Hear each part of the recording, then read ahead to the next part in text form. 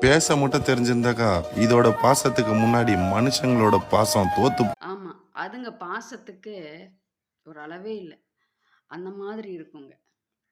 ஒரு நாள் same colour பூனைக்குட்டி நானும் வளர்த்தேன். எங்க வீட்டுக்காரர் வந்து மிலிட்ரி பாணியில அத ட்ரெயின் பண்ணி வச்சிருந்தாரு. அங்க எப்படி இது பண்ணுவாரு, அவரு குரங்கு எல்லாத்தையுமே ட்ரெயின் அப் பண்ணுவாரு. அந்த மாதிரி ட்ரெயின் பண்ணி வச்சிருந்தாரு. ஆல்சோ பாம்பு கூட அவரு பிடிப்பாரு.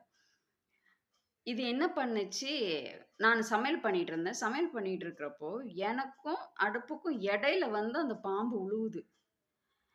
இந்த பூனை பார்த்துச்சா, பார்த்த மாத்திரத்தில இத கவ்விட்டு போயிட்டு அந்த பக்கம் போட்டுட்டு, அது கூட இது பண்ணி தலைய மட்டும் நசுக்கி போட்டுருச்சு. எங்க வீட்டுக்காரர் வர வரையும் வெயிட் பண்ணி அவர்ட்ட ஹேண்ட் ஓவர் பண்ணிட்டு வந்தது என்கிட்ட. "அம்மா எனக்கு சோறு வேணும்" அப்படின்னு கேட்டுச்சு. இப்ப சொல்லுங்க. எவ்வளோ ஒரு நல்ல ஒரு ஃப்ரெண்ட் அது நமக்கு.